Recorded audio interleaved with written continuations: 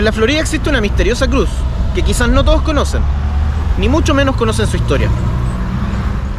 Quizás sea una simple cruz de ladrillos, pero esconde un secreto tan grande que incluso cambió la historia del país completo.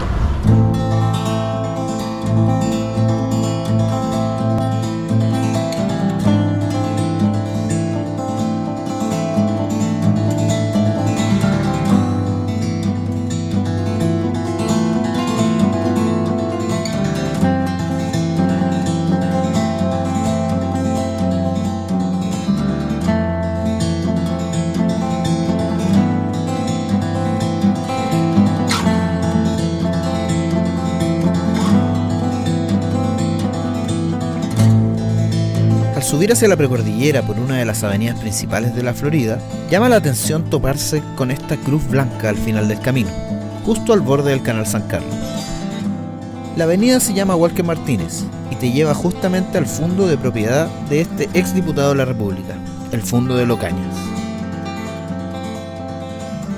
En aquel fondo, hace ya más de 130 años, ocurrió una de las primeras y más brutales matanzas perpetradas por el ejército de Chile contra su propio pueblo.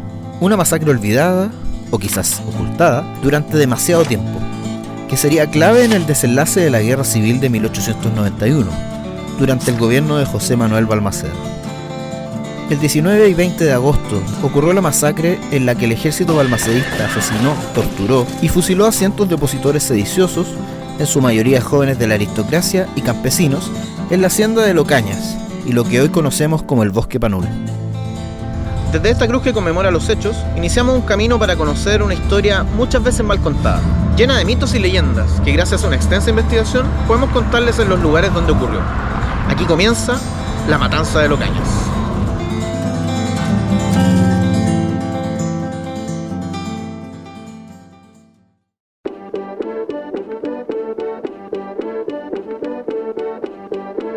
Chile venía de ganar la Guerra del Salitre. El ejército de Chile y su armada salían victoriosos en una guerra que terminó con los chilenos saqueando, violando y asesinando a inocentes en el Perú.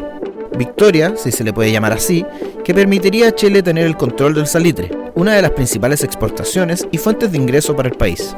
Pero como siempre, esa bonanza económica sería solo para algunos pocos, que podrían personalizarse por ejemplo en John North, empresario inglés que era dueño de prácticamente la gran mayoría de las salitreras.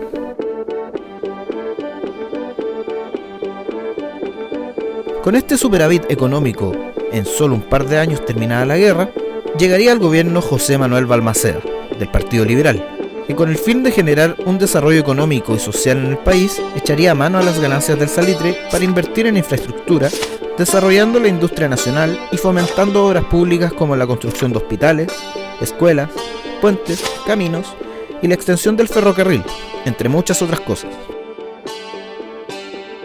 A ojos de la aristocracia chilena, un despilfarro de dinero, y el Partido Conservador tomaría cartas en el asunto, rechazando inmediatamente en el Parlamento todos los proyectos del gobierno y también vetando a los secretarios ministeriales de Balmaceda, teniendo que cambiar 14 veces el gabinete completo. Los esfuerzos de Balmaceda por agrandar el Estado y acotar la propiedad salitrera en favor del país hicieron que incluso parlamentarios de su partido se le fueran en contra. Por su parte, el presidente comenzó a clausurar los medios de oposición, que habían iniciado una campaña de desprestigio cuestionando incluso su sanidad mental, además de poner fin a la libertad de reunión y encarcelar a los opositores. El Congreso, en su mayoría conservador, llevó a Balmaceda a efectivamente convertirse en un presidente autoritario. Esto lo hicieron vetando la ley de presupuesto y forzando a que Balmaceda tuviera que aprobar la ley de presupuesto del año 1890 para 1891. Lo que finalmente llevaría a desatar la guerra civil. Al final, Balmaceda cierra los tribunales y el Congreso. El Parlamento conservador, tildándolo de tirano y dictador, se iría a Iquique a formar un gobierno paralelo al mando del vicealmirante de la Armada, Jorge Montt. Con la guerra civil ya desatada, Balmaceda deroga todas las leyes aprobadas por los congresistas conservadores el año anterior. Asimismo, la Junta de Iquique declara inconstitucional al propio gobierno. Si bien hubo resistencia gobernista al principio, a los congresistas no les tomó mucho tiempo tomar el norte completo, armando su población y engrosando las filas revolucionarias. Pero luego de que Atacama estuviera en control de los congresistas, el avance de la guerra había frenado. Aunque tenían un gran poderío naval y su infantería iba en crecimiento, la victoria del gobierno en Caldera con el hundimiento del Banco Encalada, más la inminente llegada de los buques presidente Errázuriz y presidente Pinto, que estaban en construcción en Inglaterra, hacían que la causa revolucionaria estuviera en desventaja, por lo que era necesario acelerar el plan para tomar de una vez por todas la capital y la moneda. Tras el hundimiento del Banco Encalada, Balmaceda y sus generales interpretaron que el avance congresista sería paulatino y por tierra, y para evitar que las tropas congresistas cruzaran el Aconcagua hacia Santiago, dispusieron a 9.000 hombres para detenerlos en Coquimbo. Craso error de Balmaceda y la inteligencia de sus generales, ya que la armada congresista pretendía desembarcar directamente en Valparaíso y así dar una estocada final a un gobierno que consideraban tiranía. Para ayudar a la causa revolucionaria, en la zona central sin presencia militar, se armaron los comités revolucionarios, encargados de realizar distintos intentos de sabotaje para desestabilizar a los gobiernistas y así allanar el camino a la armada. Así, el 12 de julio, el empresario Ricardo Camil fue capturado en Valparaíso, junto a Nicolás Politeo y Pío Sepúlveda, en el intento de destruir el vapor imperial y las torpederas Lynch y Conde, las mismas que habían hundido el acorazado Blanco Encalada, el primer barco hundido por un torpedo en el mundo. Tras ser detenido en el acto y luego de un improvisado consejo de guerra, fue fusilado junto a sus cómplices.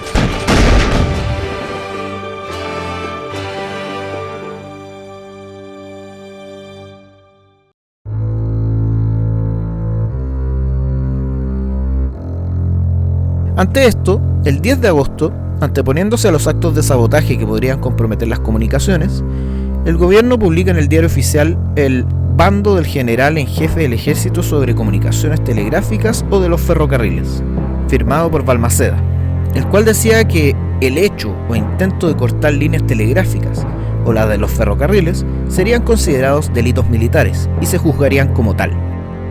El mismo decreto indica que no se puede transitar ni detenerse cerca de las líneas del ferrocarril, y si no serían arrestados o se abriría fuego si es que no fuese posible detenerlos.